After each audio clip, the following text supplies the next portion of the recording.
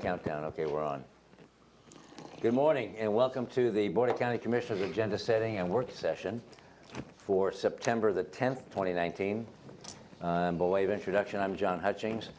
And this is Gary Edwards. And Ty Menser. Ramiro Chavez, County Manager. Thomasina Cooper, Assistant Time Minister. and waiting in the wings. Robin Hicks, Executive Assistant. Brian Dominique, Public Information Officer. That's right, Brian Dominique. Brian Dominique. And a full array of important people here. We're going to go through and review the draft agenda for this afternoon's BoCC meeting. Starts at 2 o'clock. Then we will review this morning the BOH Board of Health draft agenda for this afternoon at about 3 or 3:30. Then we'll review the Board of County Commissioners draft agenda for next Tuesday, September 17th, and then go through the rest of this agenda for this morning. So first we'll start with the Board of County Commissioners agenda for this afternoon, September 10th, Tuesday at 2 o'clock. We'll call the meeting to order. We'll do a Pledge of Allegiance led by Commissioner Menser, and then allegedly approve the agenda and the board meeting minutes from August the 27th. And then we move right into presentations, and the first one is a presentation regarding Proclamation for National Day of Service and Remembrance.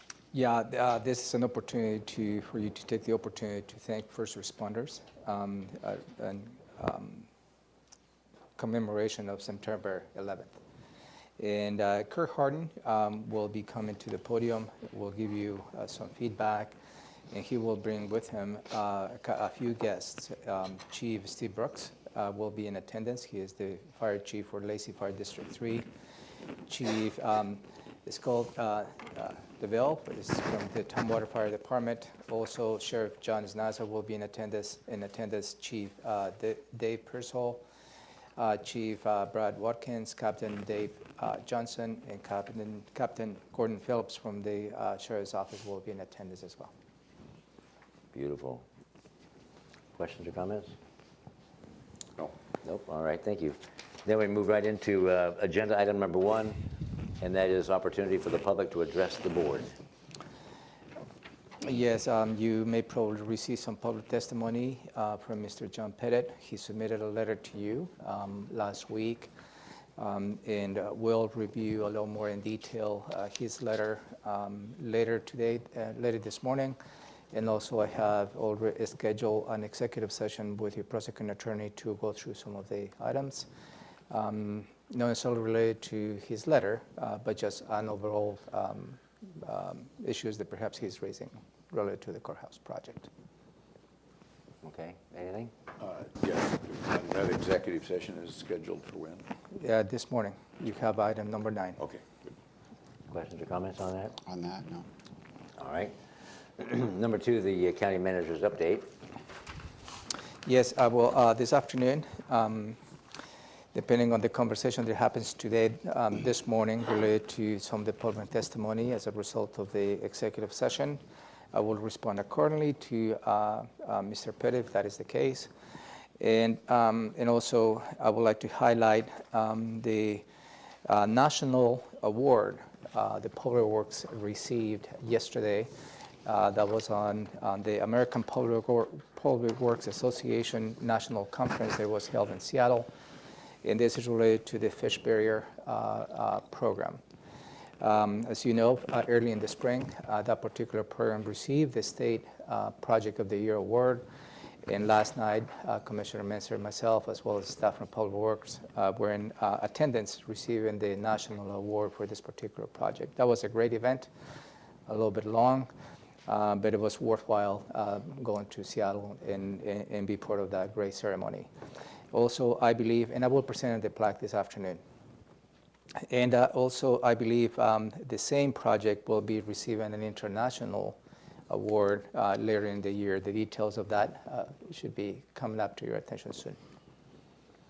We're going to get to go to Tokyo or Actually, Stockholm or actually, the international award is going to be held in Sacramento. Beautiful sack dough. Wow. And I regret not being able to attend that because of other meetings yesterday late afternoon. Doggone it. Any comments on last night? No, I think Romero captured it. Okay. I guess I'm just curious if you could maybe let us know how you feel this might affect future revenue streams that we might be eligible for, just if nothing else, due to the recognition that we're kind of putting our money where our mouth is. Yeah, and I will, Commissioner. And in fact, we have seen already the result of the investment the board has put into this program. The state legislature approved $1.7 million for a specific project. And the READ $2 that you allocated for this program, it was some of a leverage funding.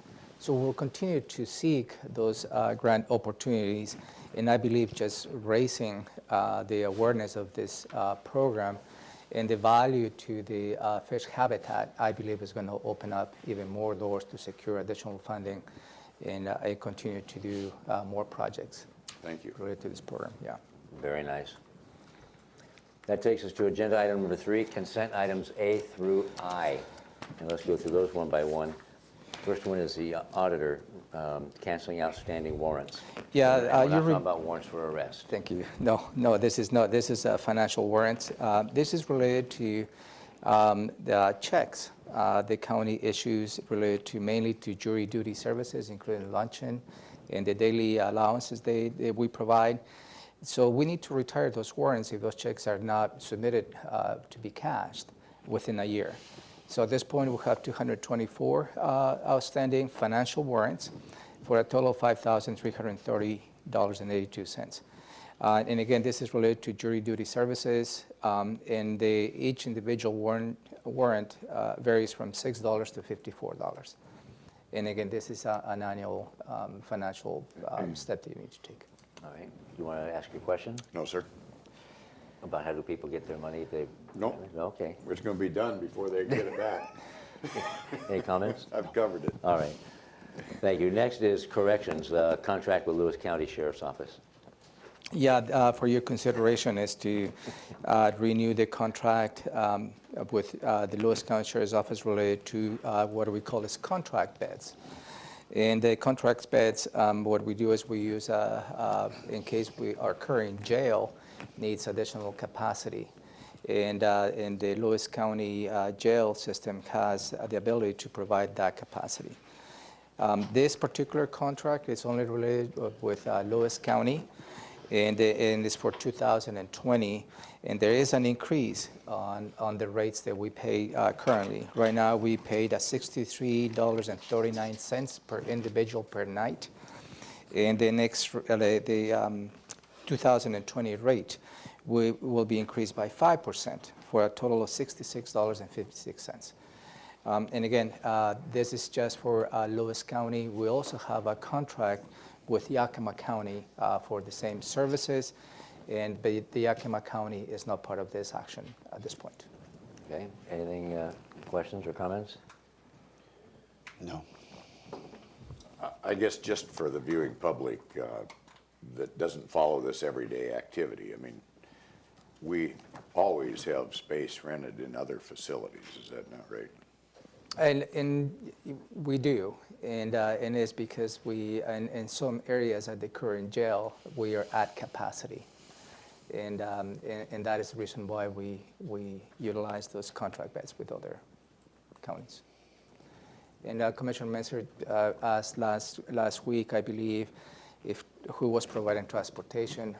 Thurston County Sheriff's Office provided transportation and security while they transport the inmates. We're working on this Yep. over the long term. Very much so. Trying to eliminate this cost. 3C, emergency services, reclassification of a position. You also reviewed this item last week, Commissioners, and the Emergency Services Director, Kurt Harding, has gone through the process of assessing the business needs of his department, particularly related to the IT requirements in Medic 1. As you know, technology keeps increasing, and the way we conduct business, we need applications to support the services and business that we provide to our citizens. So this particular request is aligned to the need, and this is a reclassification from an information and quality coordinator to a business application technician 2. This really results on a decrease from $7,778 per month to $6,085 per month, and a reduction of $1,293 per month, or 18% decrease. And as you consider this request and many other requests of reclassifications, I believe the directors as well as the offices are going through the process of really looking at the business needs to make the suggestions to human resources to what would be the right classification. No every single classification results in a salary increase, such as this case. And again, it's always an alignment to the business needs, and I think that's what we should be continue to practice. Best business practice. Questions or comments on that one? No. Okay. 3D, Human Resources, at-will pay plan. Yeah, this is a, let me pass some documentation for you. Last week, I was not able to clearly verbalize what the at-will plan is as a result of Commissioner Menser's question. So I'd like to give you a copy of the at-will plan. Thank you, sir.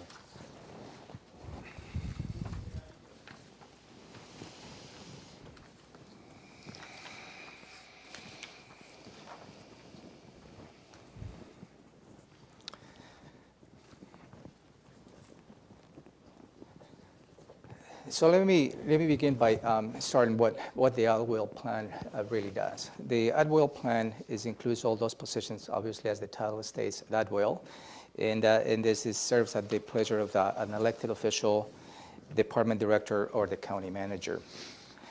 And since those positions are, of the sheer nature of being at-will, they're not eligible for overtime as a salary-based positions. So here outlines how the salary will be implemented to those at-will positions, including the cost of living market review that has to be done, and also makes a performance-based salary adjustment. It is not an automatic adjustment on a salary that perhaps a represented employee goes through it. It is a salary based on the performance.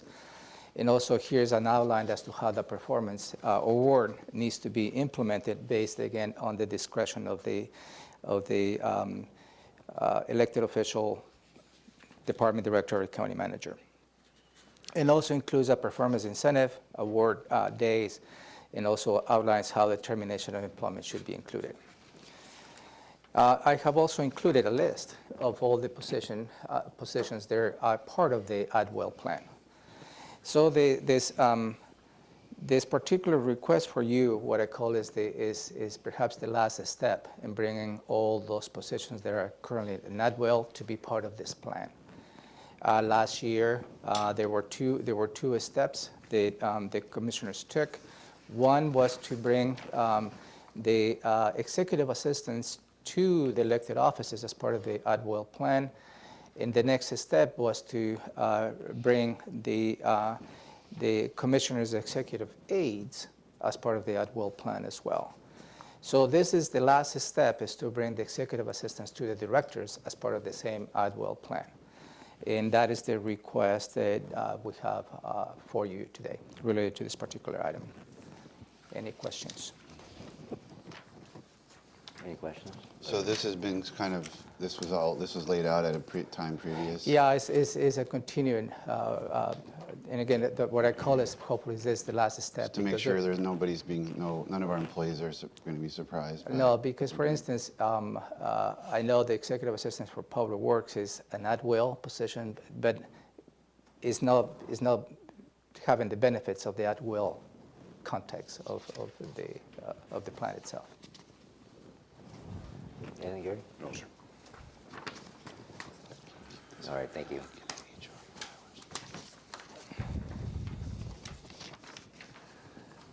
3E, Public Health and Social Services, Prevention and Wellness Contract. Yes, let me get my notes on this. Oh, and the B that. Yeah, this particular proposal, Commissioners, is for you to consider an increase of the contract for a total amount of $314,000. This related to the Tenino Healthcare Coalition, Team Coalition. And the reason there is in the consent agenda, the First Amendment surpassed the 25% of the contract that you authorized for the Director of Public Health and Social Services. So this increase is only $8,500 on the contract. And that is the total of $314,580. I think Chris is here to give you additional information about this program, if you have any questions. Maybe have any questions, Chris? I think I'm good on this one. The funding source? The funding source for this is the, Chris is right here, is the Healthcare Authority, I believe, provide the source. So it's not out of general fund? No. Got it. Is that it? That's it. Thank you for coming to the table. That was easy. You lucked out. Nice haircut, Chris. 3F, CPED, a new member to the Fair Board. Yeah, you discussed this particular appointment, so for your considerations to take a formal action to appoint Ms. Hurley Holman to the Youth at Large at the Thurston County Fair Board for the period of September 3rd, 2019 to September 3rd, 2021.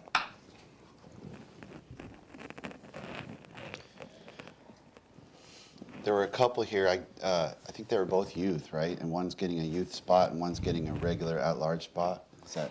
Yeah, the next All right. one is the at-large. Yeah. Yeah. And again, I mean, that, we talked about how there's the appropriateness of that. A youth member might, they might be headed to college at some point soon, but at the same time, these seats have been open and they're very involved citizens, so I'd Right. say having them involved is better than having an open seat, 'cause we could use their enthusiasm. Yeah, and you heard from Josh Cummins, the director of CPED, that perhaps the appointment of a youth applicant to the at-large position is perhaps something beneficial to the board.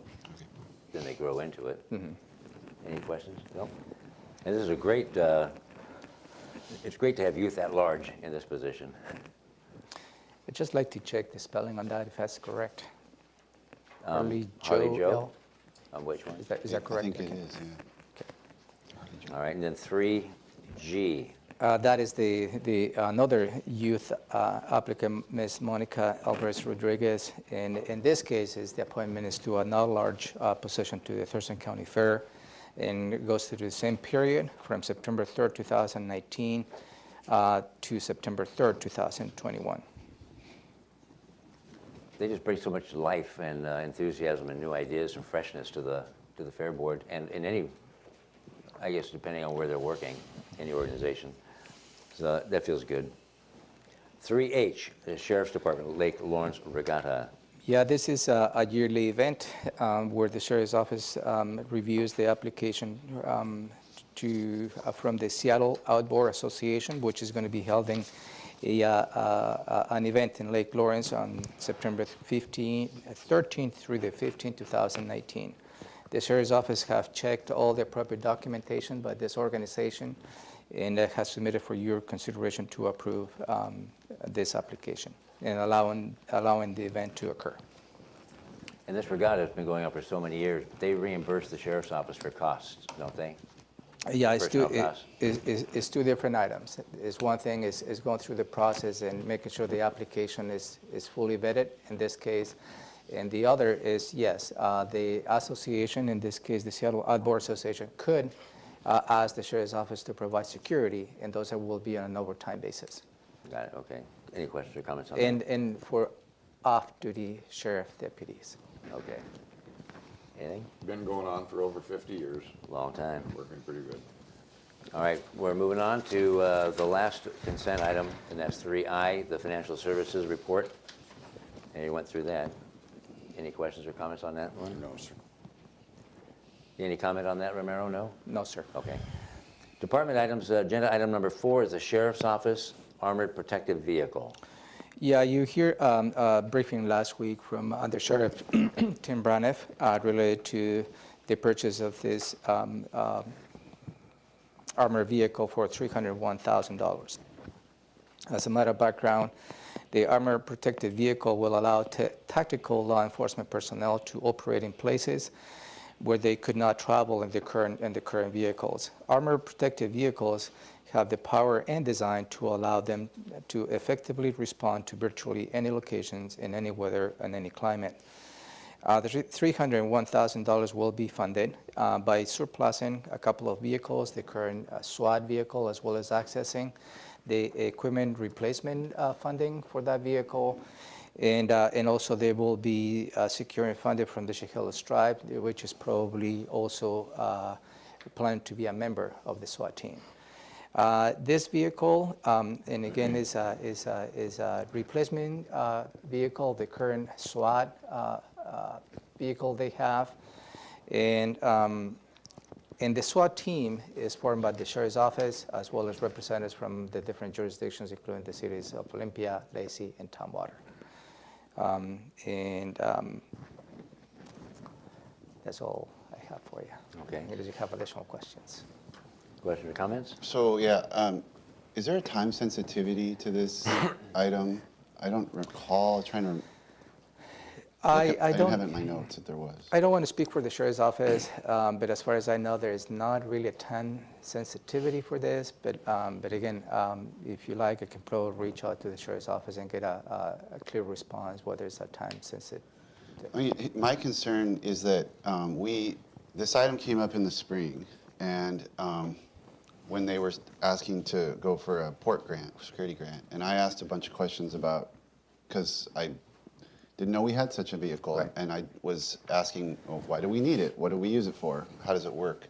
And then when it came back last week, the questions were about the financing plan, because we'd already kind of laid that to rest in the spring, and the port grant fell through, and so they had a new way of financing it. So our questions were really about the financing plan. Because back in the spring, I didn't get any feedback from the public. Well, apparently the public has become aware through watching this meeting last week, and I've gotten a slew of questions and concerns that, and those questions kind of circle back to the original set of questions I asked back last spring. Why do we need this? Why do we have it? What is it used for? What are the different types of uses? And that's raised some more questions. Some of those questions I tried to answer on emails to folks and posted on my Facebook, but other questions have been coming up that I don't have the answers to yet. We also didn't have Robin here last week, and I know the big concern in the spring was what's the general fund impact, because even if they'd gotten the port grant, the ER&R is larger, and I don't remember those numbers. And Robin wasn't here last week, and she's not here today. So I'm just, and then you mentioned the Chehalis tribe. Has that been secured? Because I thought last week they said that was just a request they were going to make. I believe they're in the process of securing and finalizing the agreement with Chehalis tribe.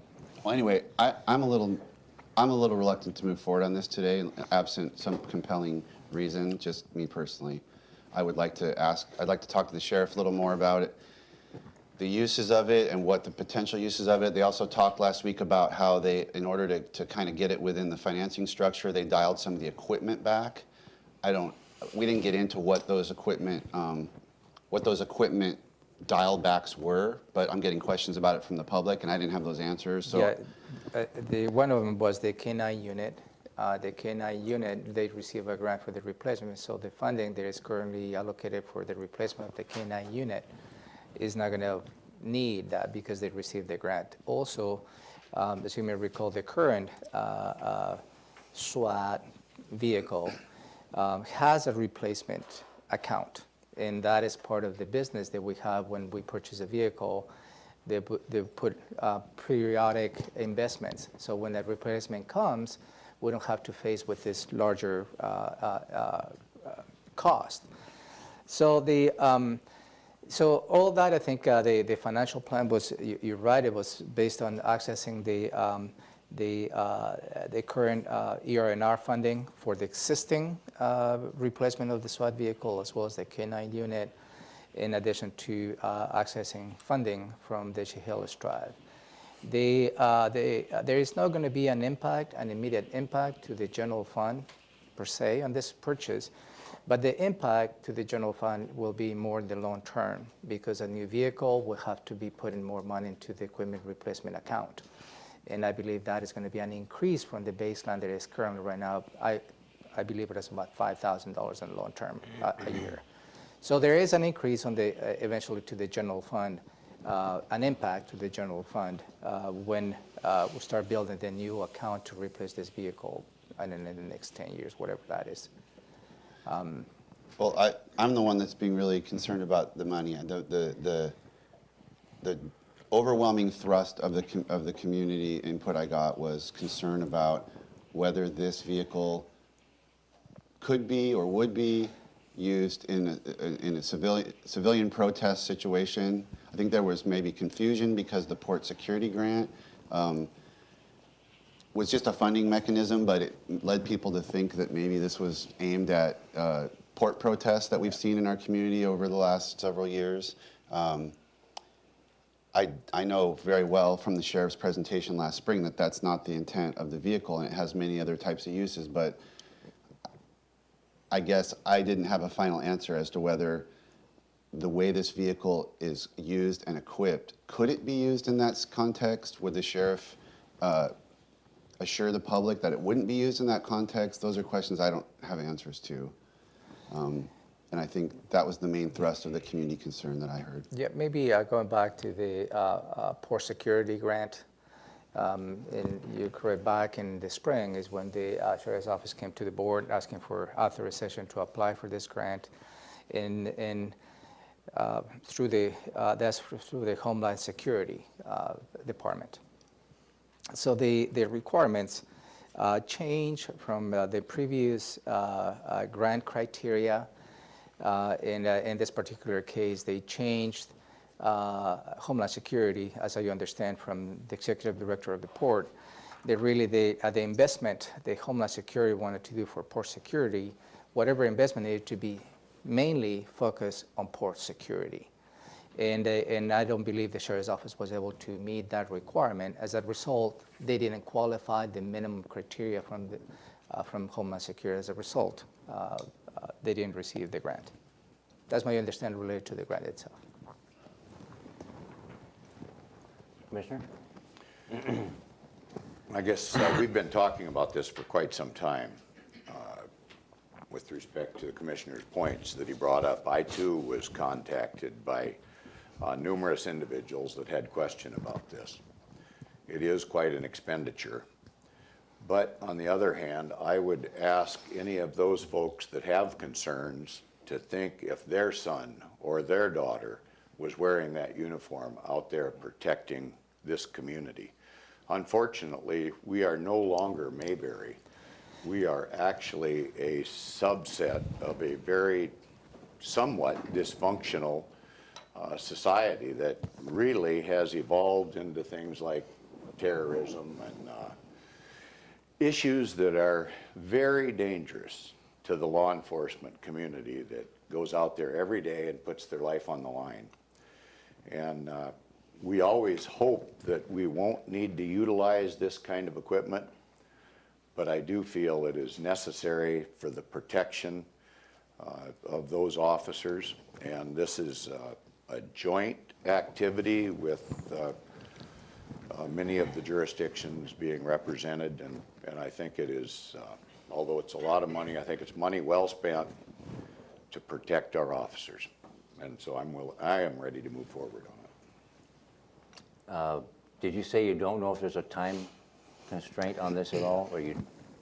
I can't speak for the Sheriff's Office, but my understanding is not really a deadline, but certainly I can circle back with them whether there's a specific deadline related to this purchase. Okay. Because all three of us have been receiving emails, and mine have been, the concern from the public is either I didn't even know we had such a vehicle in the past for years, the cost, or it's only being asked for because it's a machismo, chest puffing type thing, which is a very offensive email in my opinion. And so when it comes to the vehicle, as Commissioner Menser brought out last week, I think it was, it has that escape hatch on the bottom that can extricate and evacuate civilians and/or first responders that have been taken down in a live fire type situation and get those people to safety, get a medical aid. Because there is, as Commissioner Edwards alluded, there's evil out in this world. And I won't hesitate in providing law enforcement with the tools that they need to do a safe and effective job. And with regard to asking the sheriff or expecting some type of a guarantee or a promise or in concept, we will never use it in this scenario or this scenario. I've never really liked reading about a war being run by civilians in Washington, D.C., and I won't run law enforcement in this community from this bench. That's not my job. Funding is my job, but law enforcement and the use of their equipment is the elected sheriff's job, not mine. So I'm ready to move on with it and approve it today.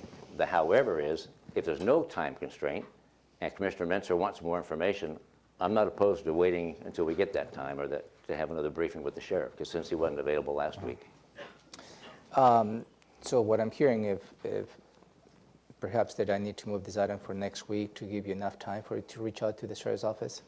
Because that thing is two questions that I'm hearing, is whether it's a time sensitive, number one, but also additional information that perhaps you need to hear from the sheriffs directly. So, But I don't.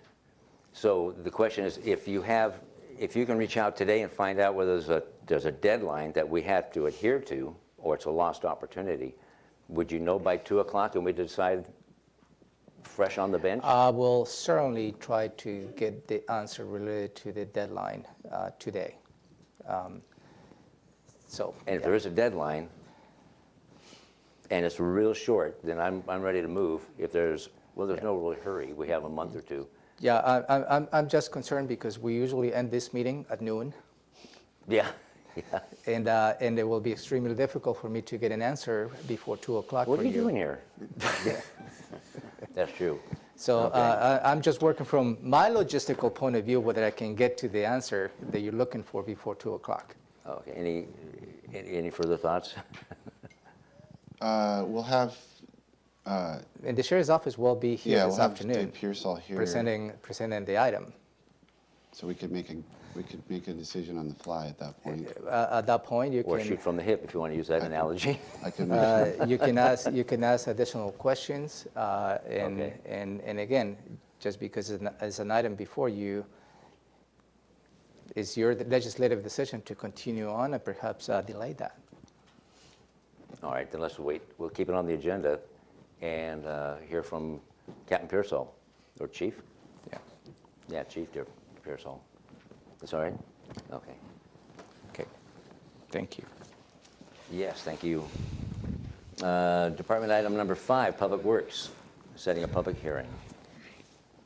Yeah, for your consideration, Commissioners, is for you to set a public hearing for October 1st, 2019 at 3 p.m. in this room, for you to receive public testimony related to changes to Thurston County Code, Chapter 15.20, that is related to apprenticeship requirements.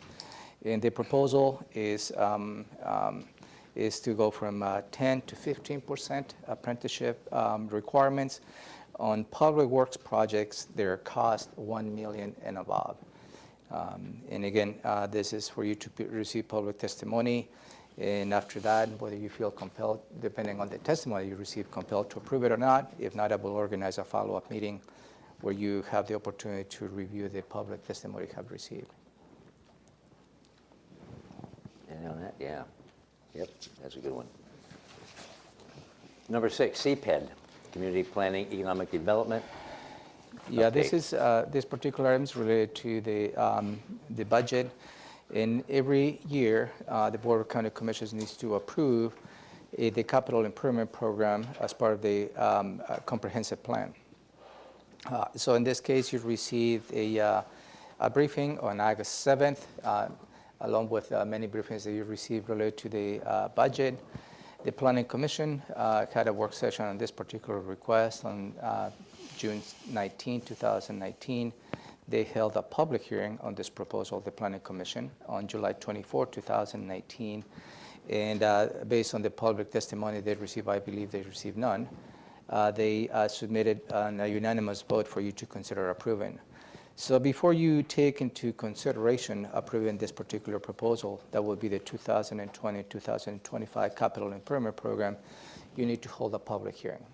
And this request is for you to set the public hearing for October 7, 2019 at 5:30 in the afternoon in this room. And this public hearing is back-to-back with the public hearing that you have additional item later on when you receive public testimony and the overall budget adjustment for 2020. Questions or comments? Nope. Questions or comments, Diane? Good, thank you. Number 7, Public Health and Social Services, a point-in-time request. Yeah, for your consideration, Commissioners, this is for you to allow the Department of Public Health and Social Services to go with a request for proposal to conduct the 2020 point-in-time count. The Homeless Housing Assistance Act requires that each county in Washington conduct an annual point-in-time count of sheltered and unsheltered homeless individuals. This census is conducted in accordance to the requirements of the U.S. Department of Housing and Urban Development. And in the 2020 point-in-time count is scheduled for January 23rd, 2020. In the past, this particular service was coordinated by the City of Olympia, and the City of Olympia has indicated they don't have the ability to coordinate this effort. So this particular request for proposal is to secure the services of an outfit that can help us coordinate all these efforts. Last week, Commissioner, I believe, Edwards asked the question as to how we could probably have additional questions related to the point-in-count questionnaire. And I believe his staff is ready to look for options before we exercise the request for proposals.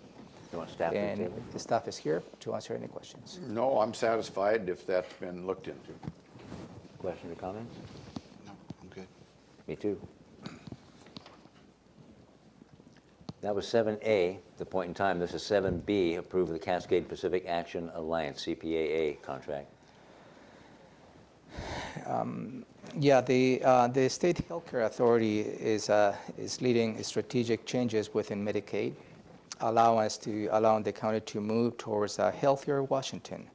The Healthier Washington Medicaid Transformation is an agreement with the federal government which allows the state to test new and innovative approaches to providing health coverages and care. The Medicaid services provides up to $1.5 billion in federal investments on a regional basis. Thurston County region is the Cascade Pacific Action Alliance, also the CPAA, which is comprised by 7 counties, which includes the Cowlitz County, Grace Harbor, Lewis, Mason Pacific, Thurston, and Wahkiakum. This particular proposal is for you to consider revise the contract amount for 2020 to $203,280. And the main objectives of the CPAA is to provide opioid response, reproductive, maternal, and child health, and chronic disease prevention and control. And the staff is here to answer any questions you may have. You have questions? Or to correct me what I said. Any questions? Any questions? No, thanks for coming up. You Liz. waited for her to sit down. I loved it. Thank you, Liz. 7C, approve the Thurston County Chamber Foundation Thurston Thrives contract. Yeah, this is a request. As you may recall, the Board of County Commissioners approved an investment of $40,000 to the Thurston Thrives, and this goes to the Chamber's Foundation as that's the outfit that manages the Thurston Thrives Coordinated Council. And the investment of $40,000 in the past was the intent was for the Chamber Foundation to use as a seed money, so everything was related to each dollar where it was invested. They need to come up with $1 raised by other sources. But also within the context, and the Chambers Foundation have made a significant effort to get other sources, because obviously $40,000 doesn't fund all the Thurston Thrive Coordinated Council activities. So they have made a great effort just to continue with the mission. However, within the previous contract, there is a lot of requirements on a monthly basis. This requires a lot of time and effort, both from the Chambers Foundation staff as well as on public health.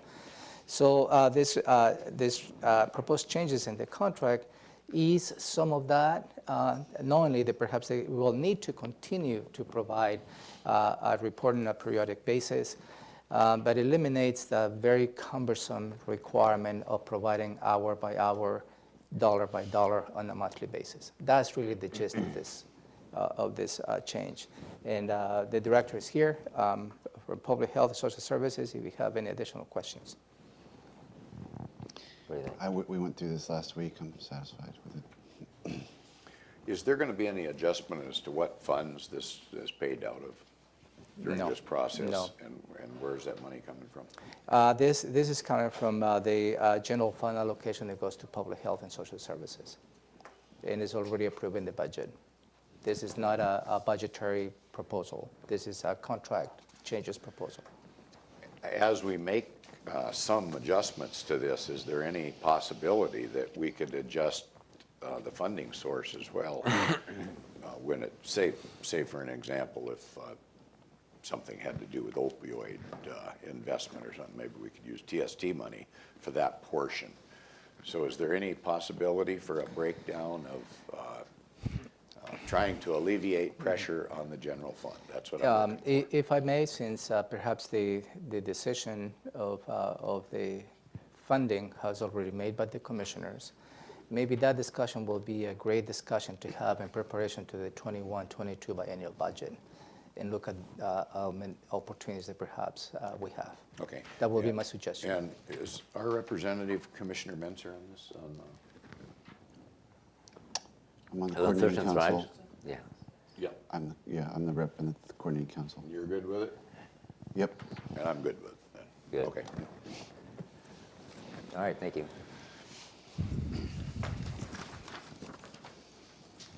Agenda item number 8, Central Services, a bid award for a project. Yeah, this project's a long time coming. And this is related to fix the leaky roof on District Court, as well as fixing some of the HVAC systems related to in building number 3. We went for a bid process. We received 2 bidders. The bidders provided, the low bid was $533,902. The second bid was $650,729. The low bid was higher than the current budget allocated for this project by $100,000. And I recommend for you to consider awarding this contract.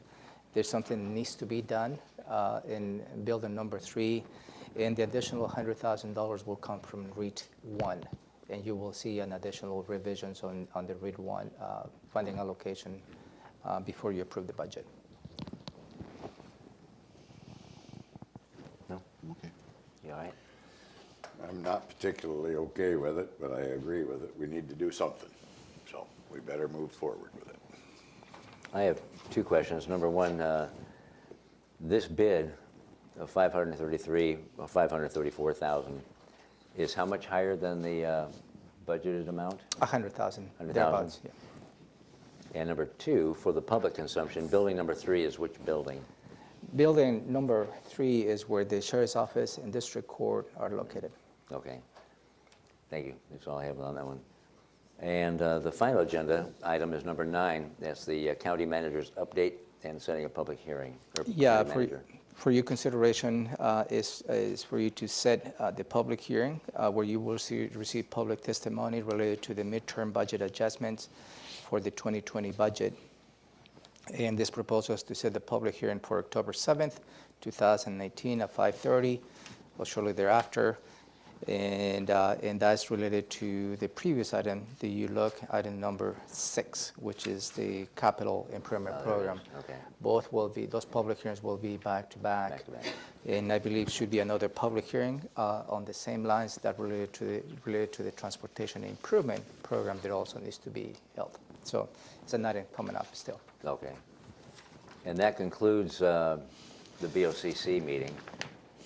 No, it doesn't. No, Now we go into the public hearing. you have a public hearing. Yep, we have a public hearing this afternoon. This afternoon at 3 o'clock, where you will receive public testimony related to changes to Chapter 2.03 of Title II. And this is related to the regular meetings you as a Board of Health has. And right now, you have in code specifically, I think it's the second Tuesday of every month that you meet as a Board of Health in the afternoon. If you like to meet outside of those, which you do as a Board of Health, then we need to go through the process of having a special meeting notice, which requires notices in advance, posting on notices on several areas. So what it does is creates a little more flexibility. So you as a Board of Health can meet and conduct business as a Board of Health without having to go through the process of a special meeting notices. That's really the gist of the public hearing this afternoon. And again, we'll have a script ready for you. And depending on the public testimony, we'll give you the option whether to obviously close the public hearing, and depending on the public testimony, whether you're in the position to approve those changes or not. That will be the option. So it's still a public hearing, it's still published, it's still open to the public, it's just not called a special meeting? It's just, from my point of view, it's just streamlining the process Okay. as to how we announce the public. But still, the public is invited, still it's open to the public. It's just more administrative steps that we need to save, perhaps what we save as a result of these proposed changes. Okay. Anything? And Shell is here to. No, other than it's just a little more flexibility for the Board of Health, and all the openness to the community is still in place. Yep. Then we're done with that, and we're going to move right into the Board of Health agenda before we take a break.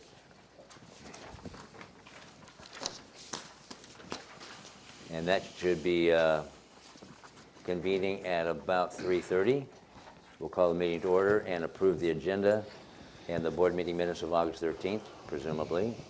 And we get right into agenda item number 2, which is proclamations and presentations. The first one is Suicide Prevention Awareness Month. Yes, good morning, Commissioners. Good morning. Shelley Slaughter, Director of Thurston County Public Health and Social Services and Administrator of your Board of Health. And with me is Lydia Hodgkinson, Clerk of the Board of Health. And yes, the first item that we have for you today is to ask that the board declare Suicide Prevention Awareness Month.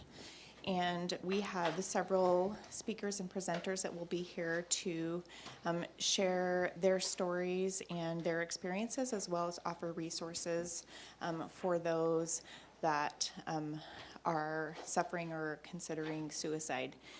Members of the Youth Alive committee will be present, and just for your information, there may be public comment from some of those members in support of this proclamation today.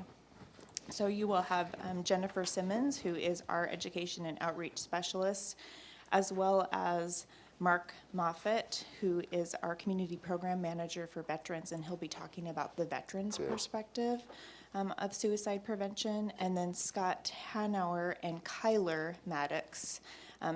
Kyler Maddox is the youth representative on Youth Alive, who will be here to accept this proclamation and raise awareness of this really important issue. Very good. And it's Kyle, not Kyler? Kyler. Kyler? Yes. That's a typo in the... Yes, our apologies. Thank you. Anything on that? No, sir. Nope. And thank you for having Mark Moffett here, too, to address veterans as well. The next one is Proclamation of Septic Smart Week. Yes, so Art Starry will be presenting this item, and he's here with me today if you have any questions, along with a gentleman named Chuck Ahern, who is a representative from the Washington On-Site Sewage Association. And they will be asking you to proclaim Septic Smart Week, just as Governor Jay Inslee has as well this week. This annual event is focused on educating homeowners and communities on the proper care and maintenance of their septic systems. We want to raise awareness of that as well, highlight the importance, and our upcoming free septic sense workshops that will be offered in the month of September to help people learn how to maintain their septic systems appropriately. You said Governor Inslee also did a proclamation? Yes, Governor Inslee did as well as he does annually, and you have done this many years in September as well. Any money come with that? Any money? Unfortunately, no. Commissioner Metzer, anything on that Nope, topic? it's obviously an important topic. We have a high proportion of septic systems in Thurston County relative to our population, so it's critical for folks to be aware and do what they can to keep them in good order. Commissioner? Ditto. Okay, ditto. All right, thank you. Taking us to item number 3, opportunity for the public to address the Board of Health. Are you aware of any topics that might be coming up? Again, the only that I'm aware of is that there may be members of the Youth Alive Committee that's focused on youth suicide prevention here in Thurston County. They may come? Yes, Okay. they may come and they may speak in support of the proclamation that you will have hopefully just Well, any of issued. them, you probably don't know this. Tell us what Youth Alive is. I know what it is, but will they tell the public that? I would call Liz Davis up to the Or will they table do to that talk- with the presentation? to talk about The that? proclamation? I want the public to know what Youth Alive is, and what it used to be called and such, and what their focus is. So the focus is suicide prevention in Thurston County. It is a committee that's made up of community members and also some staff from Public Health and Social Services. I forgot to say, I'm Liz Davis from Thurston County Public Health and Social Services. And the goal is to reduce youth suicide in Thurston County, but also, so basically it was formed around our Healthy Youth Survey results that a couple of years ago we started being really concerned about. Youth depression, youth anxiety, youth suicidal ideation, which is the question that they answer on the Healthy Youth Survey is, have you ever seriously considered suicide? And we're seeing high rates of yes answers from 8th, 10th, and 12th graders. And there are also questions like, have you ever actually tried to commit suicide? Have you ever made a plan? And we have really, really terrible numbers about that. And so And I know that, and I'm going to presume my seatmates know, but we'll hear it again. My question is, though, will Kyler or someone explain that at the Board of Health meeting with Youth Alive? I believe their presentation will reveal that. But I also want to say that this is a work group of the Thurston Thrives group that's called Partners for Children, Youth, and Families, which is one of the 8 action teams of Thurston Thrives. Perfect, okay. As long as they're talking about it this afternoon, so people hear it that are tuning into the Board of Health. I will check in with Jennifer and make sure that happens, but I Good. believe that is the plan. Thank Sorry for you. the redundancy. No, that's all right. No, that's fine. Thank you. And are you aware of any items that might be coming up for Board of Health public comment? No. No? Okay. Agenda item number 4, department items. The first one is septic system maintenance. So yes, this presentation will immediately follow the Septic Smart Week presentation, and Art Starry, our Environmental Health Division Director, and Jane Mountjoy Benning, our Senior Environmental Health Specialist, will present to you on our on-site septic program, and will provide information about the importance of ongoing maintenance to keep septic systems operating properly so sewage is adequately treated in our community. And they will specifically discuss Eld Inlet Watershed, Summit Lake, and Black Lake to encourage people to care for those systems and provide more information to support that proclamation. Okay, anything on that? Anything? And that's information only, no decisions making. That's right, information only. And department item number, agenda item number 5, the department item back to school travel, health and safety. Yes, Commissioner Hutchings, this was at your request when we discussed our board health agenda planning to talk about the importance of back-to-school safety. And one of the things that we really care about in public health is accident prevention. And we partner with many organizations, including Public Works, Inner City Transit, Safe Kids Thurston County, and Thurston Regional Planning Council to ensure that kids are not only preventing injury when they're walking to school or biking to school and learning traffic safety, but ensuring also that we have the pathways and the sidewalks that are safe for them through our Safe Routes to School program. So Chris Hawkins will be sharing highlights of that program and our efforts to ensure that kids are safe as it gets darker and as kids have returned to school now. And also there will be in October the annual walk, is it bike or walk? Walk to School Day. And Chris is here at the table to provide further information. Do you have information just to give us, or is it, could do it this I just wanted afternoon? to let you know Don't that give us a on- briefing now if you're going to give it this afternoon. On the slides, I wanted to let you know that I will be putting in some animation in the slides that will be an image that you didn't see in your packet, but it'll pop up as a before-after comparison of some of the projects that we've done. I have those photos that are sort of that animation part. cool if you'd that. like to see Okay. those. Send those around. We're excited to be able to share with you the information about particularly the Olympic View Elementary School project that has now pretty much been completed and is a nice safety improvement on the walk to school route Yeah. for that school. And this is about physical activity promotion as well as safety and injury prevention. So it's really encouraging families to do more of this walking to school and Okay. biking to school so they stay more active too. Any questions? Any questions or comments? No, sir, I'll wait, but, you know, you've all heard me say No, I haven't.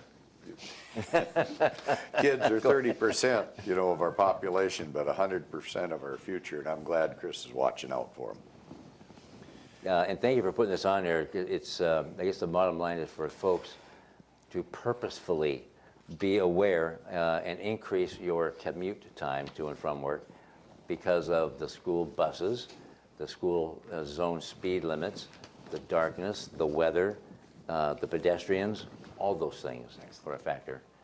So just purposefully, don't do what I've done, but build in an increased commute time so you're not racing and rushing. Great. Thank you. Thank you, Chris. Thank you, Chris, for that additional information. And number 6, Healthy Schools Pilot and Voluntary Environmental Health School Inspection. Yes, so we're very excited to share information about this program. Sammy Berg, our Senior Environmental Health Specialist, and Jennifer Johnson, our Education and Outreach Specialist, will be sharing information about a program that we have been offering to Griffin School District through a grant this year. Many people may not know that Thurston County Public Health and Social Services regularly inspects 93 schools each year. And they look at a variety of things, food safety, campus safety, playgrounds, science labs, classrooms, chemicals that are used to clean the schools. And grant funding in 2019 allowed us to do a pilot at Griffin School District to help them reduce hazardous use of cleaning products on the campus. And so they're going to share more about the program and the success of it and provide some information and education related to what people can do to use safe products for kids. And Sammy inspects the school food in the cafeteria. Yes, In the schools as well. yes, Sammy is the supervisor for that program. Any questions or comments? I'll be looking forward to that. I didn't know about that program, so. I'm going to deviate just a moment. Go ahead. What was your favorite cafeteria food in school growing up? I don't know, macaroni and cheese. Mac and cheese? I like the turkey and mashed potatoes. The beans and weenies. Crazy. It's all separate, but all comfort food, huh? And I don't want to take the time going around the table, but that'd be a fun icebreaker. Okay, so thank you for that one. Item number 7, amendment number 2, Lewis County Nurse Family Partnership. So this item is a little bit different than some of your items. As you know, most of your financial contracts go through Board of County Commissioners for our department, but there's a specific RCW under the Board of Health, 75.01, that is related to the exchange of health services with another health, specifically local health jurisdiction. And so our Nurse Family Partnership Program partners with both Mason and Lewis County to offer nurse family partnership services in those communities. And so this is a Board of Health request to authorize me to sign an amendment to our Lewis County Nurse Family Partnership Program in the amount of $309,822.25. And that is a revenue that comes to us for us to provide nursing in Lewis County. Commissioner Mencher? Comes to us from, It comes from us, from Lewis County. Lewis County, I see, Lewis from Lewis County County. pays Thurston County Coming to back. provide that service in their community. got it, within the contract. Anything else? Anything? Nope. Takes care of that one. Item number 8, termination of Lewis County Health Officer Agreement. So this is, this is a sad one for us. Another partnership that we have with Lewis County that is an exchange of health services related to the statute that I just mentioned to you involves sharing of health officer services. And for several years, Lewis County has paid Thurston County to employ Dr. Rachel Wood as health officer for Lewis County services 1 day a week.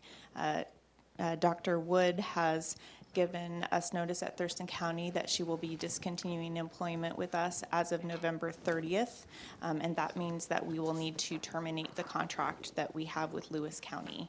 And I have spoken with the Lewis County director, and the director has spoken with the Lewis County Board of Health, and they're aware and anticipating that this contract will be terminated. The contract would normally terminate December 31st, so essentially we'll be terminating it 1 month early. Okay. Anything, Ty? I think I asked about this last month, or last week, but whatever, this arrangement might continue in the future or it might not. Is that correct? In terms of sharing, like, the future health officer of Thurston County services with Lewis County? At this time, we will not have an agreement with Lewis County to share health officer services.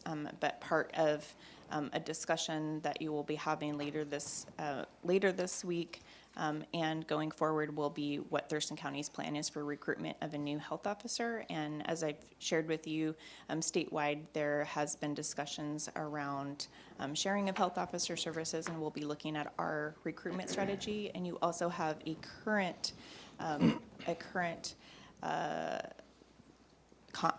think it's an MOU, not a contract, in place that you do each year, authorizing that any qualified health officer in the state of Washington may fill in to fulfill Thurston County's need for a health officer. And so that would include any county, including Lewis, if they were so willing. Maybe I'm answering your question a different way. I believe Dr. Wood is planning to continue to provide services to Lewis That's right, County. you mentioned, I knew I asked that last week and there was an answer. Yeah, not so to leave Lewis County that is high and dry. that is the indication that I have. So the question is how Thurston County is going to be providing the health officer services, and that is the purpose of your executive meeting tomorrow at noon. Got it.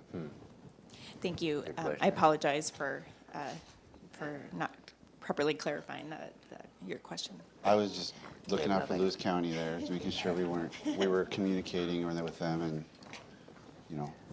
Yes. Well, generally, people could be intelligent but not cool, or they could be cool and not intelligent. but Dr. Wood is both intelligent and cool. And so we'll need to work hard at replacing her, that position.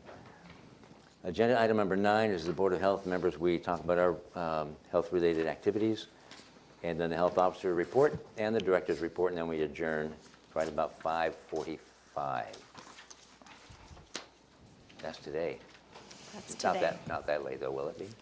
We will do our very best to get out sooner than that. Okay.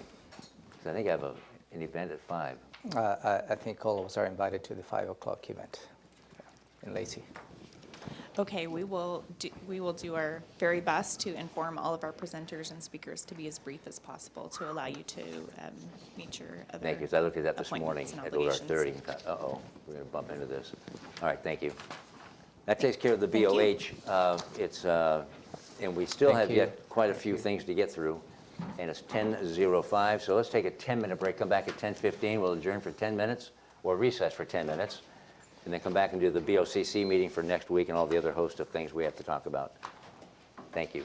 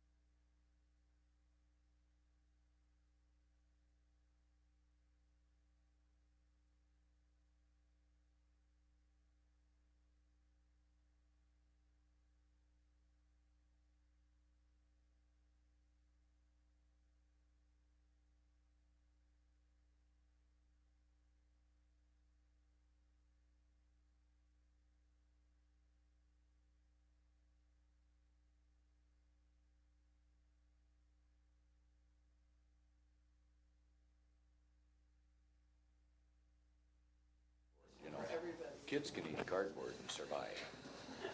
I mean, they really don't. They really don't They care. can get by on just about anything. We're live, okay. Welcome back, everybody. Cardboard. We're going to begin with the Tuesday, September 17th. That's a week from today, Board of County Commissioners draft agenda.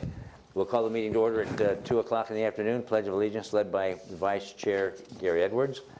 And then the approval of the agenda and the board meeting minutes from September. Wait a minute, board meeting minutes from September what? 10th? Yeah, it says the 17th. Got it. A little premature to anticipate what the public comment is, but we may have a couple that'll pop up. And then we'll move into the county manager's update. If you'll have, I'm sure you'll have something. Yeah, I will follow up if you receive any, depending on the public testimony you receive today, if any. All righty. And it looks kind of a short agenda, but this is a week early, so it has time to build. We have consent items A and B. The first one's Public Works. Yeah, on the same outline as described while reviewing the agenda for today, the departments are going through the process to addressing the business needs of their departments. In this case, the request is for you to consider reclassification from an accounting assistant 3 to an accounting assistant 4. Public Works, as you know, has a very complex billing process, and as well as they need a lot of time and effort as to how the timesheets need to be allocated, because each timesheet needs to be related to all the different grants they receive, both federal and the states. And if you add the ERP enterprise resource project that is coming up, it requires a different set of skills. And that is really the request before you to reclassify this position to a higher classification in order to meet the business needs. The impact on this will be it goes from $5,257 a month to $5,795 a month. That will be an increase of $538 or 10%. The funding source from this will be coming from the road fund and the solid waste fund. Okay. Anything, Kai? Anything on that? No. All right, thank you. The next one is the 3B is the voucher list, and we'll get that next week, or late this week, rather. Department item number 4, Public Works, appointment of members to the Noxious Weed Control Board, positions 1, 2, and 3. Yeah, this is, let me give you a little bit more explanation. This is a little bit different than the regular appointments that you do on the boards and commissions. And the Noxious Weed Board by RCW 1710 has a different makeup. There's divided by 5 different districts. And the selection of the representation is also a little bit different. So let me walk you through as to what that entails. On October 31st, 2018, the current 4-year terms for District 1, 2, and 3, this is not the Board of County Commissioners districts. These are totally different districts on the Weeds Board. The Thurston County Noxious Weeds Control Board will expire. And again, under RCW 17.10, the Weed Board published a public notice calling for interested individuals to apply for the open positions. The call for applications was posted on the Olympian on July 28th and August 4th, 2019.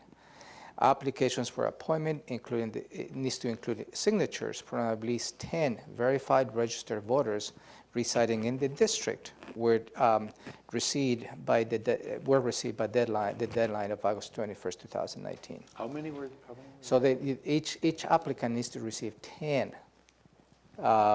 signatures from registered voters supporting their appointment. And those were received on August 21st, 2018. No additional applications for the Weed Board was received more than the 3 for your consideration. The Noxious Weed Board held a public hearing, and that's the request, that's the process, on August 26, 2019 at the Tilly campus. There were no comments as a result of the public hearing, and the appointments before you is to consider appointing for District 1, Mr. Carol Planning, District 2, David Mills, and for District 3, Paul Thompson. And the appointment will go for a 4-year term, which will begin November 1st, 2019, and will expire October 31st, 2023. And that was a public hearing, I mean, it was all public noticed, so All people can come public down notice, and all the make requirements comment? of the public hearing have been met by the Weeds Board, and the result of that is for you to consider those appointments. Okay. How many districts are there? 5. And these folks, none of them are reappointments? No, not that I know of. So all 3 members are stepping down that are currently in those seats, or they're empty seats? I think they're stepping down, as I recall, and those are new applications. And is there, I didn't see their, usually we get their application just to look at. Do we So, not have those? yeah, that's a little bit different. That's what I'm stating. It's not the normal application process that Okay. you see in your applications. They don't fill that out? They don't fill that out. It's really going through a formal application where it needs to include the 10 registered voters supporting those appointments. Do they have to say anything, though? But, I mean, their statement of why they want this position, or? I believe they do, but again, if you like, I can probably give you additional information for next week. Let me know what additional information you need. Well, if they had to make a written statement, you know, the equivalent of our application, I'd like to just look at Do you it. like the, okay, what I can probably do is secure the actual. I don't know them or have any problem with what I'm hearing, but Would you like to see the actual applications? I can probably secure copies of those for you. that would be great. Okay? I'll just take a look quickly. And, go ahead, Gary. Do you know if any of these groups maybe were at least contacted or had anything to do with this process? Like our Ag Committee, maybe the Thurston Conservation District or the Farm Bureau? Are any of those organizations or involved in recruiting, notifying, overseeing, anything like that? Because I'm just curious how it all fits. I mean, just we've got organizations out there that do a lot of things around agriculture, which to me is a lot more involving weeds and stuff. And so I just wondered if those are just 3 off the top of my head that maybe had input or not. I don't have an answer to that question, Commissioner. And but I can who certainly- would, Tim, maybe? Yeah, and I will make sure that I'll give you copies of the applications for your review to have a much better understanding of the background of the appointees. And then I will ask Tim to come next Tuesday morning to give you a larger perspective of the appointments. Will that work? Yes, I mean, that would work, but I think I'm following up on what Commissioner Mentor just, brought up about the process possibly. It seems, I hate to have it done in the vacuum is all. I'm just kind of hoping that those potentially affected parties had some kind of input to it, yes. That's all. So I don't know if Tuesday, because next Tuesday we're going to try to go ahead with this. Not that we can circumvent the process. There's a legal process in place, but maybe for any future activities or something, it'd be nice to have down on the list of who they contact, at least run it by these groups. I'll secure the copies. I'll ask Tim to come and give you additional perspective.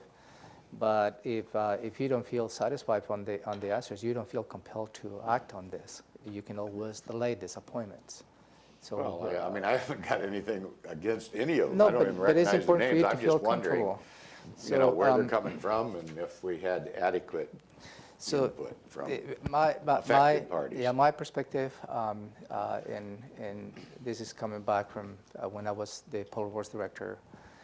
If there's anything that I can probably attest to the process, is extremely transparent process and very, very complex process of how the appointments come to be. With all due respect, it's not done in a vacuum because there's a wider spectrum as to how I they just select don't know those very much individuals. about it myself. But, I get asked by But I will constituents. bring Tim just to make sure that you have all the answers that you need. Okay. We answered my first question. That was, I was wondering if my seatmates knew any of these 3 individuals for District 1, 2, and 3. Okay, so, and nor do I. But my next question is to La Bonita. This is for District 1, 2, and 3, and then I see on our packet, noxious weed for District number 4. Are we looking for somebody for District 4, Noxious Weed Control Board? Yes, uh-huh. Yes, we are still looking for District 4 member. We're still looking for a District 4 member, so anybody listening? And District 4 member, that district is where? Yeah, it's different than our other districts, that's why. It's a weed district, and I'll have to look that up and give you that information. No, okay. On the map. It's going to be a whole new slate of. Yeah. Yeah, who knows what's going on? What's the history here? That's what I'm trying to figure out. Yeah, we'll get that information to you. Fair enough. All right, We've only got so, one member now? We've only got one member At that's most. active? yeah. And I've been trying to find more. Seat 5, I guess, is a continuing member. So agenda item number 5 is Public Health Social Services, Developmental Disabilities Community Project Grants. Yeah, this particular proposal for you commissioners is to consider issuing a request for proposals for 2020-2021 to secure proposals to provide services for developmental disabilities individuals. The programs includes the programs and community outreach to benefit and promote conditions in the community that supports the health and well-being of individuals with developmental disabilities and their families. The request for proposals provide up to $375,000 from Thurston County Millage Fund on state contract funds, and up to $95,000 there also comes from Mason County Millage funding. The millage funding is part of the property tax allocation that is specifically related to mental health and disabilities, developmental disabilities functions. And again, this particular RFP will go from January 1st, 2020 through December 31st, 2021.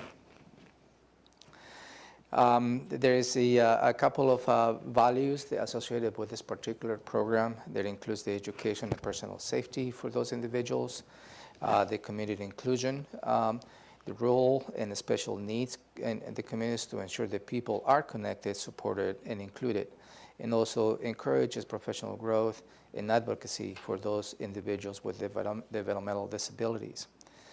The proposals received, if you approve issuing the request for proposals, will be reviewed by a panel that is comprised of professionals in the developmental disability field and community members who have knowledge of our community needs regarding the individuals with developmental disabilities.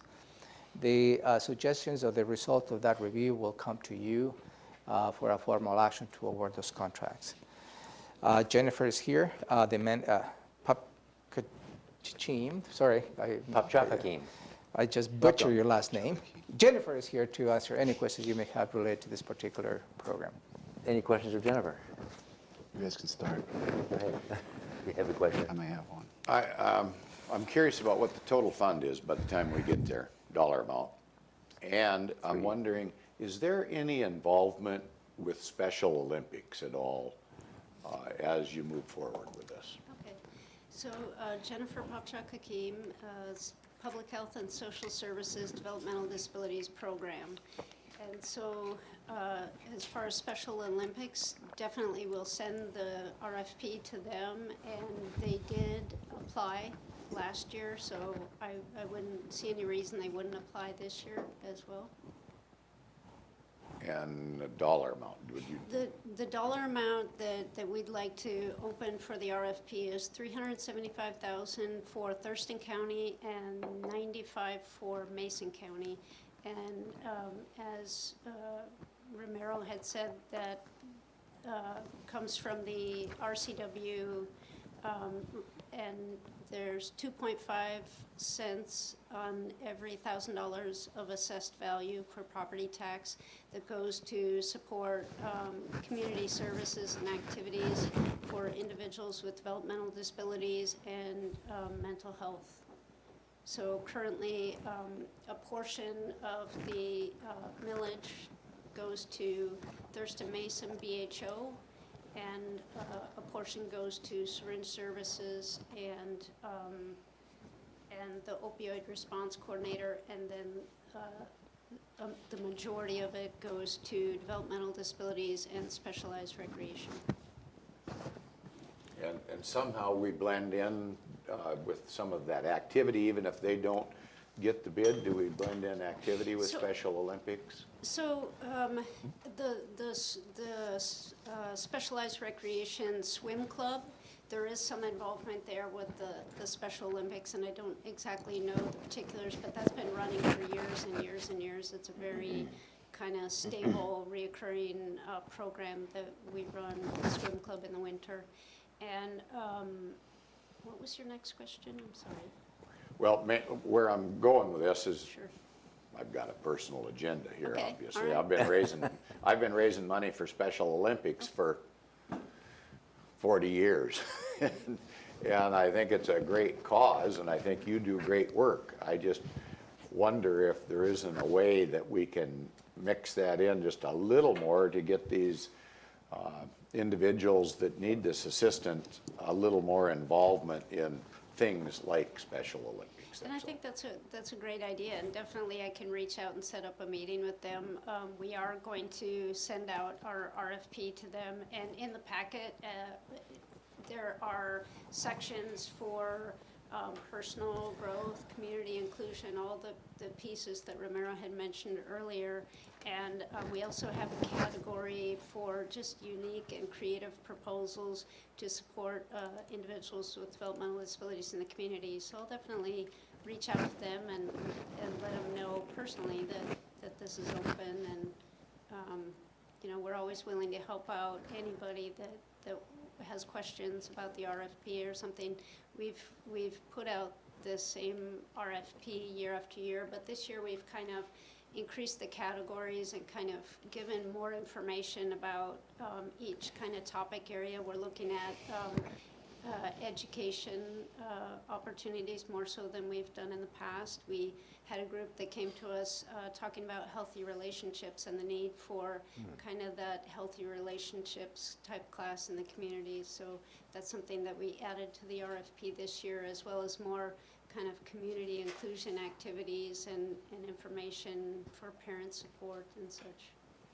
Okay, well, just thank you very much, and Sure. thanks for your dedication to this tough topic. Thank you.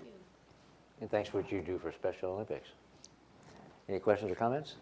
What's the, like, Thurston, Mason, what's the nexus there? That's a great question.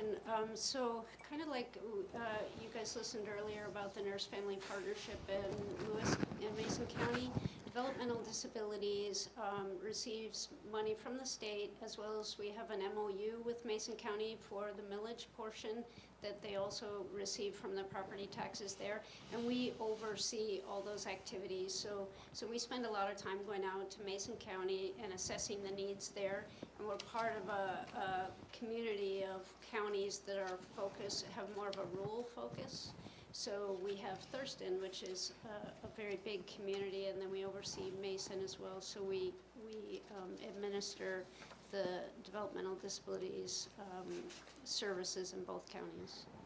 So they're a smaller county and they just rely on our structure since they've got that money by statute. Correct. And it's just more efficient for them to have us administer a program that covers those services that the law says they need to spend that money on. Correct. Is that the gist of it? Correct. Okay. And so we have a lot of providers down in Mason County that we contract with, and we receive the state contract money as well. So we have the state contract money from Mason County as well as the millage contract money. And it's beneficial for Mason County because the administrative costs for all the staffing would add greatly to the program. So I think in Mason County, the economies of scale really benefits there as far as us being able to provide more services in Mason. But it's a very different dynamic, and it helps us think about rural areas of Thurston County as well, like Yelm and Tenino, Rochester, those kind of areas. There's a lot of similarities, so we're trying to look at more outreach projects for specifically high school students in those communities. So the millage funding as part of the property tax, as Jennifer stated, there is intended to fund mental health, substance abuse, and developmental disabilities. So Thurston County contributes portions of the millage fund to the BHO. And a long story short, maybe 2 years ago, or a little bit longer, the BHO was the one who was managing and providing the services for the syringe exchange program. And at that point, the BHO, in the transition, decided not to provide those. So the Board of County Commissioners reduced the allocation to the BHO at that time, and they started funding the syringe exchange program with the millage fund portion of it. And also another requirement of the millage funding is to support the developmental disabilities activities within the county. That is really the gist of the millage funding as part of the property tax.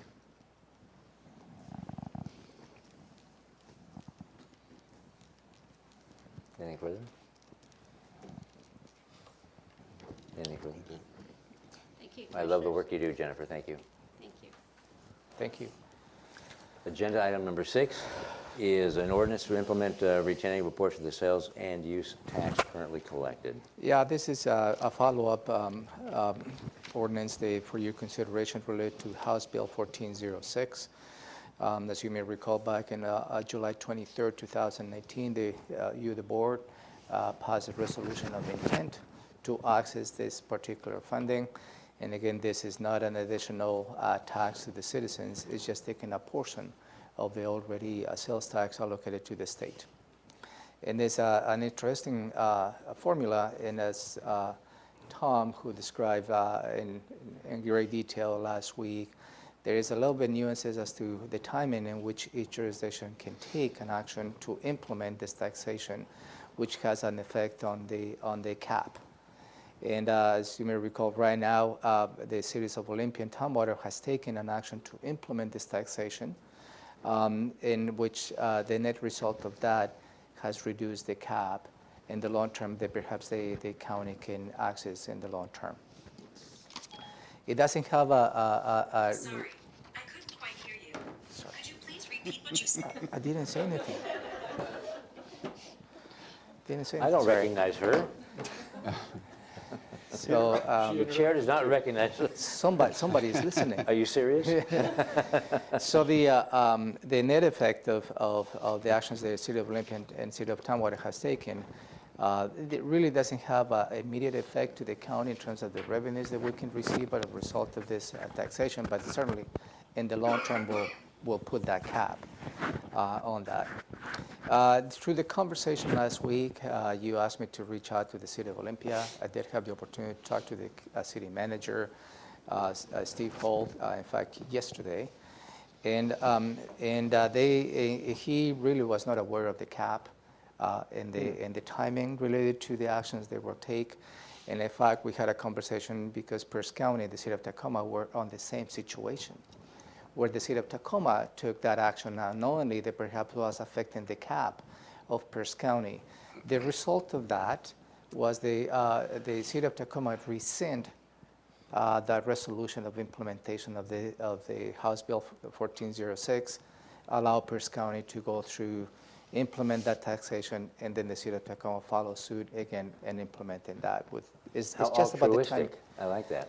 So through the conversation with Steve Hall, obviously I cannot state whether that the City of Olympia will do that. He's going to be engaged in the City Council here coming up. And that might be one of the options he was going to be presented to the City Council in terms of the timing. His statement says certainly the city will be amicable to maximize the potential funding the county can have, and if it's initial timing, that would be part of the consideration. But also from his words is he needs to protect perhaps those actions don't affect the city's ability to access the funding as a whole. So that is the coordination that we have going on. I still have to reach out to the City of Tumwater to see if they're amicable to the same approach perhaps. So I'm hoping to receive an answer from the City of Olympia this week whether this approach of perhaps rescinding the resolution, allowing the county to take this action and then themselves passing again is an option. If that is the case, then we need to coordinate on the timing, and I don't know if this will be on your item next week, because obviously the City of Olympia needs to take a first action of rescinding. You, Board of County Commissioners, take an action of implementing this, legislation. and then they follow suit. So I think I have to, report to the board. This is a very complex, very new legislation. I think all of us were learning as we go along.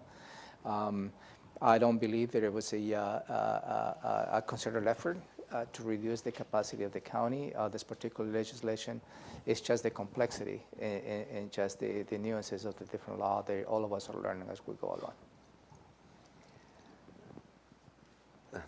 I'm so glad you said what you said, because that just, for me anyway, completely changes the flavor of the conversation we had last week. Completely. And I'll just wait and see what happens.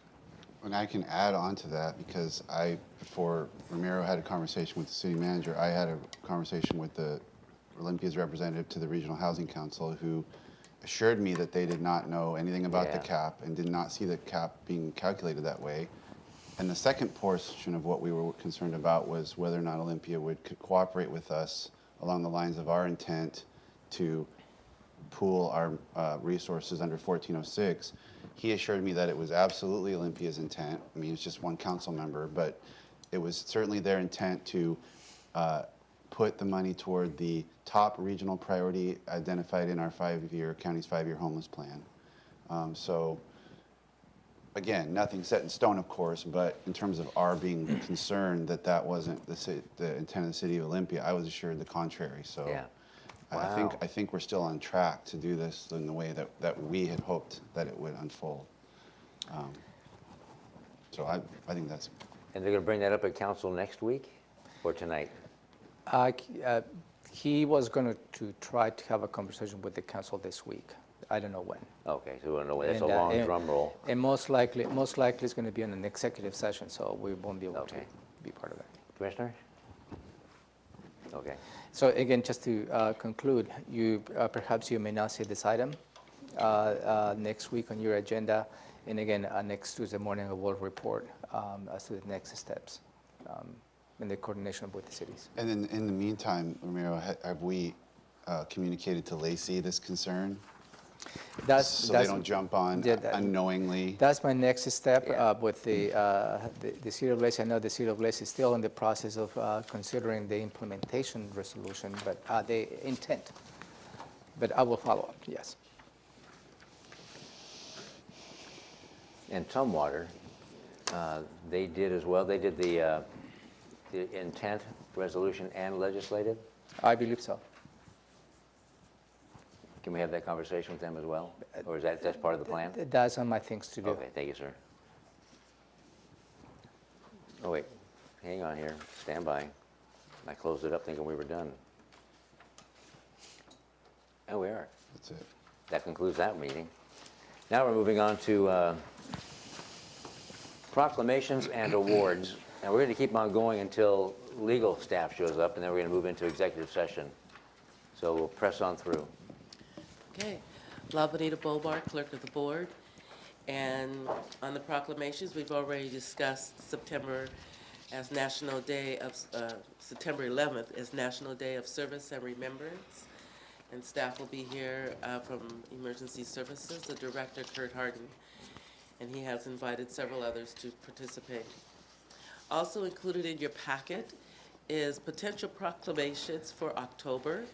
And I don't have them from staff as of yet for 2019. I just wanted you to see, what we did in 2018.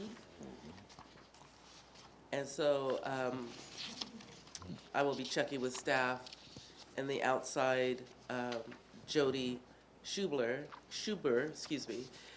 from the Dispute Resolution Center on the Civility and Conflict Resolution Month.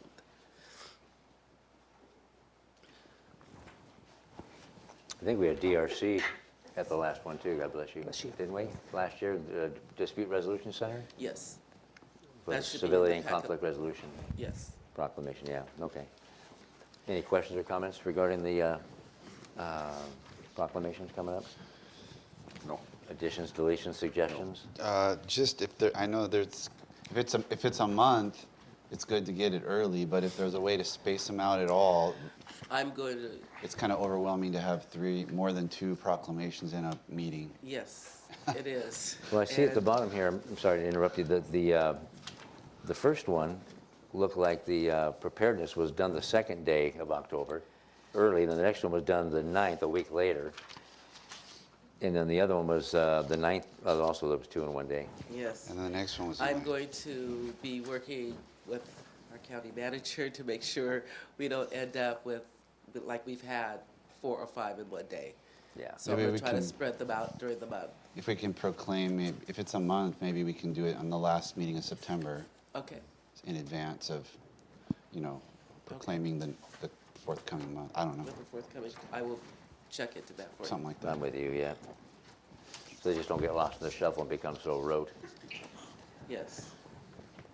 Advisory boards, and did you have anything further on proclamations? Okay. No, sir. Advisory boards and commissions? The first is a reappointment for the Storm and Surface Water Advisory Board, and that would be for Phyllis Farrell. Earlier in July 9th, we appointed her to an at-large District 1 representative, and we did somewhat of a shuffle between her and Jacqueline Simmons in order to appoint Jacqueline to the board at the time.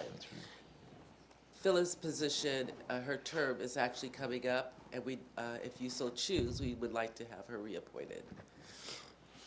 Okay. Good. That's thumbs up for those, Okay. for Phyllis. I'll have it on for next week. And the next is for the Agritourism Advisory Committee, George Sharp, and his application is included in your packet. He would like to be reappointed. You receive an email from Michael Cordier, and he has listed out some of the appointments that are coming up. James Myers, he is still waiting on an application or a letter of interest to be reappointed. And Thane Bryanton, he is not requesting to be reappointed as his term will end in January 2020. So I just wanted to make sure to get this out there for you to give consideration if you know someone. And I also have the agritourism outline of what the rules, what they look for, how many members, and who's currently on the board. So you have that in your packet for review. Okay. I mean, we all know George, and he's an expert in the area, so I'd be Okay. absolutely Good. fine with that. Yep, three I'll put three that thumbs up there for Georgie. I'll put that on for next week. You have already reviewed the application of Dennis Vernon for the Fair Board. And just a follow-up, I talked to staff of the Area Agency on Aging for the potential appointment of Judy Stratton, and the board has not met to review her application as of yet. Okay, we need to go, I want to back up to the Agriculture Advisory Committee. Oh, Scott Bott, I'm sorry. Yeah, yeah. I went right by that. That information is in your packet. Packet. And do you know him? Do you know him? Neither nor do I. What's the situation? Somebody was asking to remove him? Or what's going on? Excuse me. Staff is asking to have him removed because he has not attended any meetings, and they Oh, I have see. tried several times to get a hold of him and have been unsuccessful. Do you know if several is 3 or 8 or 2 or 10? I don't know how many times, I just know it's been over 8+ months. There's something in here on him? That is that close to the back. Thank you.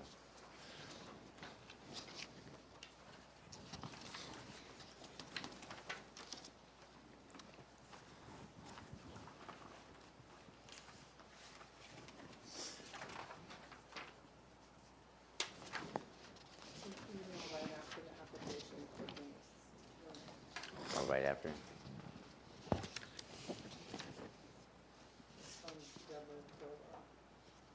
Okay.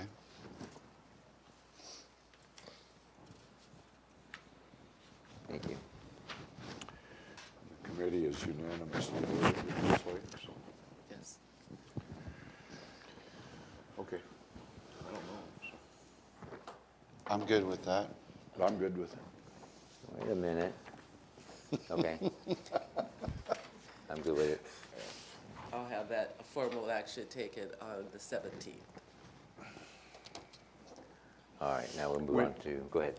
Uh, When you communicate with them next time, might you ask them if they've got an idea for a replacement or anything, you know? I will do that. Okay.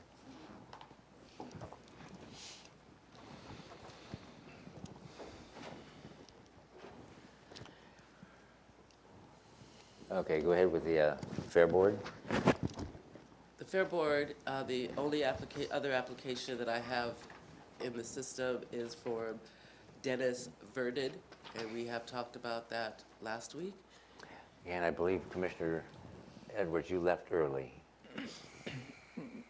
No, I think. No, the conversation with the board that I made last week was that you wanted to review the email that Ms. Shannon Vernon sent to you, as well as a copy to me.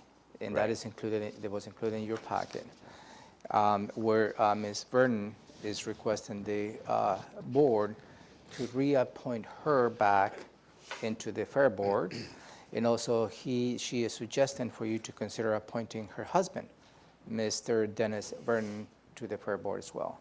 I believe the board wanted to read the email that Ms. Vernon sent to you, and I don't know if you had the opportunity to read it. So it's two issues in here, or two requests. It's one for you to consider reappointing Ms. Shannon Vernon back to the Fair Board, and also for you to consider appointing her husband, Dennis Vernon, Mr. Dennis Vernon, to the board as well. You all have, I'm guessing you have feedback. I've got feedback. Do you have something to say? Just that I did not get to read it. I don't know why I didn't get to read it, but I'm kind of not in favor of moving forward with doing anything on this just yet, but I'm certainly not in favor of making any appointments to the board of these folks. Okay. I read it. I'm not in favor of reappointing Ms. Vernon or appointing Mr. Vernon. In light of the circumstances, I think that would be a poor choice. So if Commissioner Edwards wants to talk about it next week, that's fine. But I won't be supporting it. I'm not in support of either one either. But there's no urgency. So if you want to wait another week, that's Well, fine. That's no. fine with me too. No, I mean, what is the point? I guess let's just. Well, go giving ahead. you a fair shake at. Well, I kind of know some of the history that led up to this. I just, I didn't get to digest this or ask anybody any questions, but I think I agree with Commissioner Menzer. Okay. I just don't think it'd be a good move at this point. Yeah. Thank you. You got that then. Yes. So you guys were formally notified, Yes. the two of them. Yes, I will do that. The last item that I would like to bring to your attention is we have a current vacancy in the Planning Commission. Oh, can we back up? Did you decide or settle on Judy Stratton, No. area agency? They haven't gotten back to, the area agency of agency have not gotten back to me. Okay, thank you. Haven't had a meeting yet. Okay, thank you. Planning Commission. We have a recent vacancy. Jennifer Davis, who was recently hired by Thurston County Community Planning and Economic Development Department, was a member of that commission, and so she has resigned from that commission, and we have a vacancy in District 2.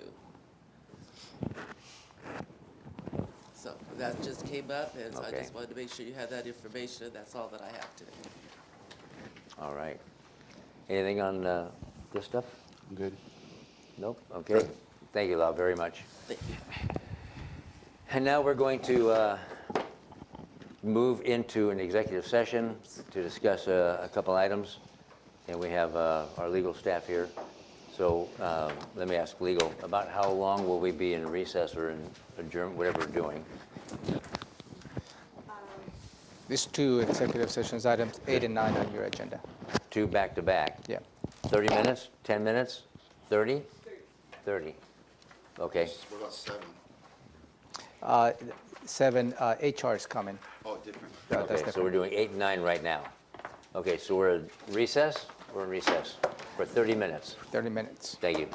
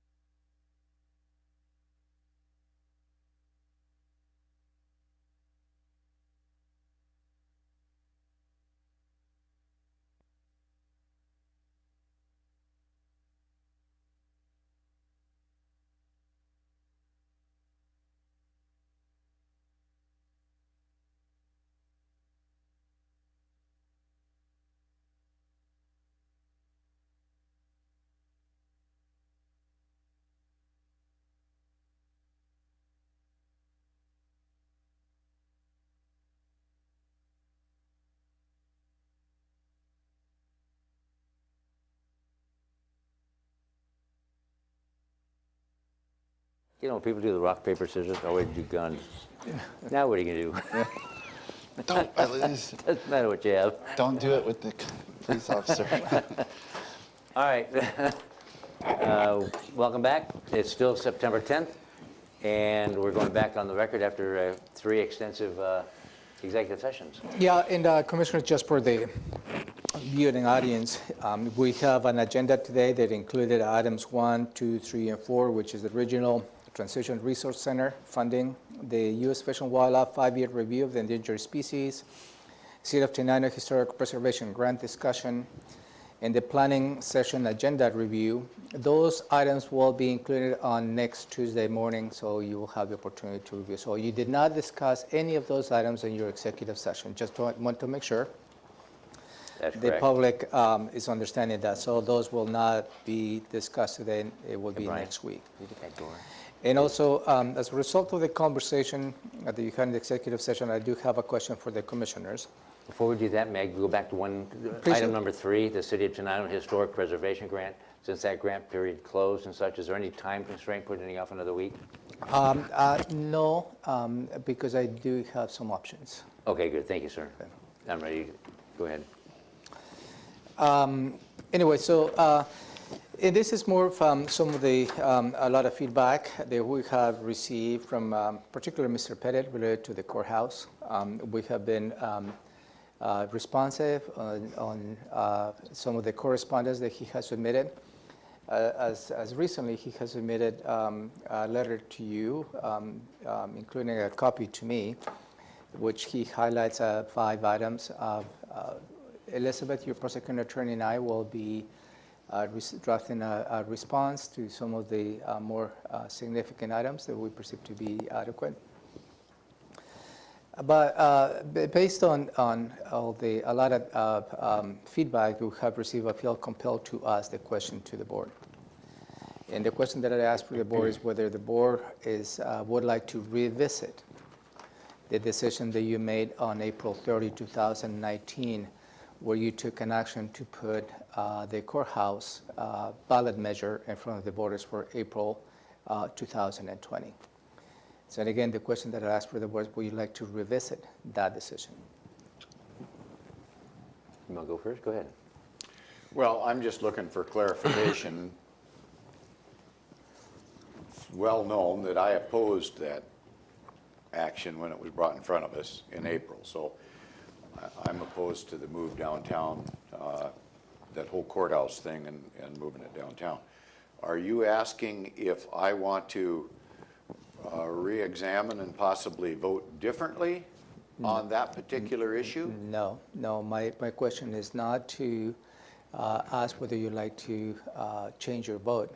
The question that I have is, would you like to revisit the decision-making process of putting the ballot measure on April 2020? Based on technical? And whatever feedback you have received, whatever you like to do, whatever you like to. Yeah. I guess I still need some clarification there. Then you're asking if we want to revisit the vote Revisit we took in April. Revisit the ordinance, revisit the vote, revisit the timing, revisit everything included within the legislation that you passed on April 30, 2018. And then when we revisit it, that means that we're going to, assess everything that's taken place since then to now, and whether or not we're in favor of proceeding with the project in general. All of the above, Commissioner. All of the above. All of the above, because everything, the U.S. legislative authority, you took a legislative action, you took some actions, and every single action is open for you to revisit. Whether you want to nullify it, you want to change it, or you want to continue with the process. And that is the question that I ask. And I'm not asking for any specific action. I'm just want to ask whether you'd like to revisit everything you have taken related to the courthouse. I guess particularly related to putting it in front of the voters for April 2020. Okay, well, I guess now I need to hear from my seatmates and see where they're coming from, and maybe they can clarify some of my concerns. The suggestion has been made that there's some sort of, that there is a flaw in the ordinance or the process or something that would necessitate the commissioners undoing our legislative action.